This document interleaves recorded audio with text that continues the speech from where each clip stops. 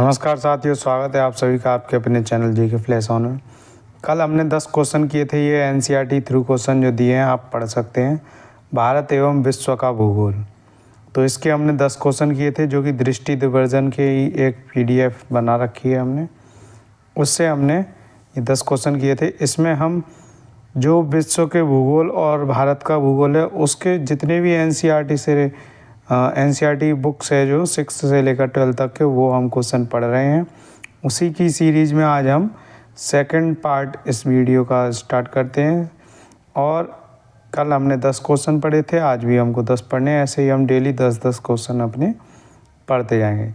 तो स्टार्ट करते हैं आज के हमारे क्वेश्चन से। क्वेश्चन नंबर 11, तो इसका क्वेश्चन दिया है, सौर मंडल में किन दो ग्रहों के बीच क्षुद्र ग्रह पट्टी पाई जाती है? तो ये पाई जाती है मंगल और बृहस्पति के बीच में। तो मंगल और बृहस्पति ऐसे दो ग्रह हैं, इनके बीच में जो क्षुद्र ग्रह की पट्टी होती है वो पाई जाती है। ये क्षुद्र ग्रह और कुछ नहीं, छोटे छोटे क्या होते हैं, पत्थर के टुकड़े की तरह होते हैं। उन्हीं को हम क्या बोलते हैं, क्षुद्र ग्रह, जो कि मंगल और बृहस्पति इन दोनों ग्रहों के बीच में पाई जाती है। जैसे कि ये मान लीजिए एक पट्टी हो गई क्षुद्र ग्रह की, और इधर आपका बृहस्पति है और इधर मंगल है। ऐसे करके ये दोनों ग्रह के बीच में क्षुद्र ग्रह पाए जाते हैं। ठीक है, अब हम पढ़ते हैं इसकी व्याख्या। तारों, ग्रहों एवं उपग्रहों के अतिरिक्त असंख्य छोटे पिंड सूर्य के चारों ओर चक्कर लगाते हैं। इन पिंडों को क्या कहते हैं? क्षुद्र ग्रह कहते हैं। ये मंगल और बृहस्पति की कक्षाओं के बीच में पाए जाते हैं। वैज्ञानिकों के अनुसार क्षुद्र ग्रह के ही भाग होते हैं जो वर्षों पहले विस्फोट के बाद ग्रहों से छूटकर या फिर टूटकर अलग हो गए। ठीक है, तो ये हो गया हमारा क्षुद्र ग्रह के बारे में क्वेश्चन। अब हम पढ़ते हैं हमारा नेक्स्ट क्वेश्चन। नेक्स्ट क्वेश्चन है हमारा, हमारे सौर मंडल में सूर्य के सबसे दूर कौन सा ग्रह अवस्थित है, यानी कि स्थित है? तो सूरज से सबसे दूर कौन सा ग्रह है? नेपच्यून, यानी कि वरुण। तो ये हमारा वरुण ग्रह जो है ये सूर्य से सबसे अधिक दूरी पर है। तो वरुण को ही इंग्लिश में नेपच्यून बोलते हैं। और सूर्य से दूरी के हिसाब से इन्होंने व्याख्या दे रखी है। इसमें व्याख्या है, सूर्य से दूरी के अनुसार ग्रहों की स्थिति, पहले बुध है सबसे पास, फिर शुक्र, पृथ्वी, मंगल, बृहस्पति, शनि, यूरेनस और नेपच्यून। यूरेनस को अरुण बोलते हैं और नेपच्यून को वरुण। वर्ष 2006 में अंतर्राष्ट्रीय खगोलीय संघ ने अपनी बैठक में यह निर्णय लिया कि प्लूटो, सिरस व 2003 यूबी 313 जैसे खगोलीय पिंडों को बौने ग्रह की श्रेणी में रखा जा सकता है, लेकिन उनको ग्रह नहीं बोलेंगे, क्या बोलेंगे? बौने ग्रह। तो अब हम देखते हैं हमारा next question, question number 13। Question number 13 दिया है, नीचे दिए गए कथन एवं कारण पर विचार कीजिए।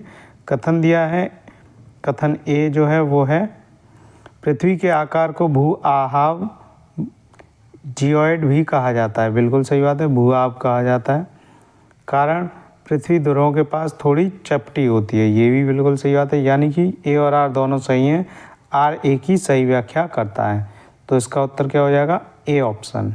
तो अब हम पढ़ते हैं इसकी एक्सप्लेनेशन। एक्सप्लेनेशन दे रखी है इसकी, पृथ्वी ध्रुवों के पास थोड़ी चपटी है, यही कारण है कि इसके आकार को भू आहाव यानी कि जियोइड कहा जाता है। भू आहाव का अर्थ है पृथ्वी के समान आकार, यानी कि पृथ्वी के सेम, जो जिसका पृथ्वी का आकार ऐसा कुछ होता है जो ध्रुवों पर यहाँ पर थोड़ी चपटी होती है, तो इसी को हम बोलते हैं भू आहाव यानी कि जियोइड। जीवन के अनुकूल परिस्थितियाँ संभवतः केवल पृथ्वी पर ही पाई जाती हैं। पृथ्वी न तो अधिक गर्म है और ना ही अधिक ठंडी। यहाँ जल एवं वायु की उपस्थिति है जो जीवन के लिए आवश्यक है। पढ़ते हैं हमारा नेक्स्ट क्वेश्चन, क्वेश्चन नंबर 14। निम्नलिखित में से कौन से कथन सत्य हैं? तो हमको ये बताना है कौन से कथन सत्य हैं। अंतरिक्ष से देखने पर पृथ्वी हरे रंग की दिखाई देती है, बिल्कुल गलत बात है। पृथ्वी का हरा रंग हमें यहाँ के वनों के कारण दिखाई देता है, बिल्कुल गलत बात है। क्योंकि पृथ्वी हमको कैसी दिखती है अंतरिक्ष से? नीली, क्योंकि पृथ्वी पर क्या है? 2/3 पानी है। तो 2/3 पानी होने के कारण पृथ्वी अगर अंतरिक्ष से देखते हैं तो कैसी दिखाई देती है? नीले रंग की। अंतरिक्ष से देखने पर पृथ्वी हमारी नीले रंग की दिखाई देती है, ये इसकी व्याख्या में भी लिख रखा है।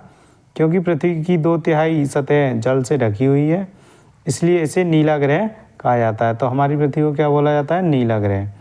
पढ़ते हैं हमारा नेक्स्ट क्वेश्चन। सौर मंडल का निर्माण किससे मिलकर हुआ है? ग्रह से मिलकर हुआ है, उपग्रह से मिलकर, सूर्य से और उल्कापिंड। इन चारों से ही मिलकर सौर मंडल का निर्माण हुआ है। तो इसका आंसर हो जाएगा उपयुक्त सभी। तो आंसर हो गया इसका डी। पढ़ते हैं हमारा नेक्स्ट क्वेश्चन। और नेक्स्ट क्वेश्चन पढ़ने से पहले इसकी पढ़ लेते हैं हम व्याख्या। व्याख्या दे रखी है, सूर्य, 8 ग्रह, उपग्रह तथा कुछ अन्य खगोलीय पिंड जैसे क्षुद्र ग्रह और उल्कापिंड मिलकर सौरमंडल का निर्माण करते हैं। उसे हम सौर परिवार का नाम देते हैं और जिसका मुखिया कौन है? सूर्य। तो जिसे सौर परिवार का नाम देते हैं उसका मुखिया कौन है? सूर्य। पढ़ते हैं हमारा नेक्स्ट क्वेश्चन। नेक्स्ट क्वेश्चन है हमारा, निम्नलिखित में से कौन से कथन सत्य हैं? या कौन सा कथन, कोई एक सत्य है या दोनों सत्य हैं? सूर्य का खिंचाव बल सौरमंडल को बांधे रखता है। और दूसरा कथन दिया है, सूर्य सौरमंडल के लिए प्रकाश एवं ऊष्मा का मुख्य स्रोत है। तो ये तो बिल्कुल सही है। और सूर्य का खिंचाव सौरमंडल को बांधे रखता है, ये भी बिल्कुल सही है। तो दोनों ही कथन सही हैं। तो इसका आंसर हो जाएगा 1 और 2 दोनों। देखते हैं इसका आंसर। इसका आंसर दिया है सी। तो सी में क्या है? 1 और 2 दोनों। तो यह अब इसकी हम पढ़ लेते हैं व्याख्या। और आपको मैं एक बार यहाँ पर सी को मार्क करके दिखा देता हूँ। ये आपका सी बिल्कुल सही हो गया इसका आंसर। ठीक है।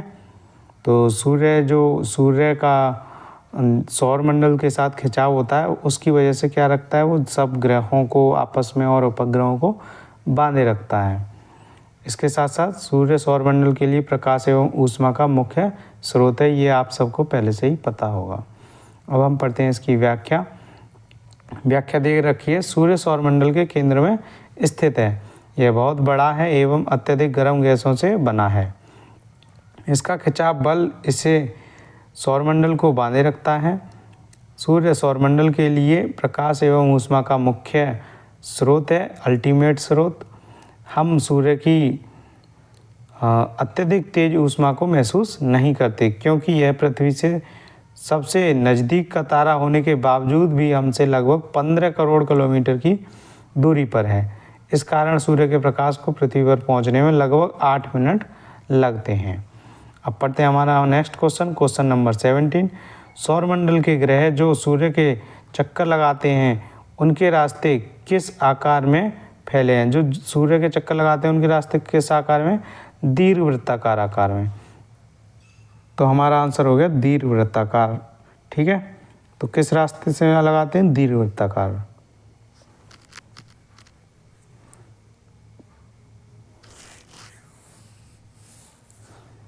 पढ़ते हैं इसकी हम व्याख्या। सौरमंडल के सभी 8 ग्रह एक निश्चित पथ पर सूर्य का चक्कर लगाते हैं। ये रास्ते दीर्घवृत्ताकार रूप में फैले हुए हैं। ये कक्षा कहलाते हैं, इनको कक्षा भी कहते हैं हम। ठीक है। पढ़ते हैं हमारा नेक्स्ट क्वेश्चन, क्वेश्चन नंबर 18। किस ग्रह को पृथ्वी का जुड़वा ग्रह कहते हैं? वो कहते हैं शुक्र को। तो शुक्र को पृथ्वी का जुड़वा ग्रह मानते हैं क्योंकि यह आकार, घनत्व एवं व्यास में पृथ्वी के लगभग बराबर है। तो ये हो गया हमारा आंसर। अब पढ़ते हैं हमारा नेक्स्ट क्वेश्चन, क्वेश्चन नंबर 19। पृथ्वी का सबसे निकटतम ग्रह कौन सा है? पृथ्वी का सबसे निकटतम ग्रह जो है वो है शुक्र। तो पृथ्वी का सबसे निकटतम ग्रह कौन सा निकल आया? हमारा शुक्र। अब हम पढ़ते हैं हमारा नेक्स्ट क्वेश्चन और लास्ट क्वेश्चन। हमारे सौरमंडल का सबसे बड़ा एवं सबसे छोटा ग्रह कौन सा है? तो सबसे बड़ा ग्रह है हमारा बृहस्पति और सबसे छोटा है बुध। तो इसका आंसर क्या हो जाएगा? A option. अब हम पढ़ते हैं इसकी व्याख्या। हमारे सौरमंडल के ग्रहों में बृहस्पति सबसे बड़ा तथा बुध सबसे छोटा है। तो आज की वीडियो में हमने ये 10-10 करके क्वेश्चन पढ़ लिए हैं। अब हमारे टोटल 20 क्वेश्चन हो चुके हैं यहाँ तक। अब हमारा ये है कि डेली हम पढ़ेंगे तो 10-10 क्वेश्चन हमारे ऐड होते जाएंगे। इससे हमारी नॉलेज भी काफ़ी अच्छी हुई और एनसीईआरटी भी कवर होगी। तो मिलते हैं आपसे जल्दी नेक्स्ट वीडियो में। तब तक के लिए धन्यवाद।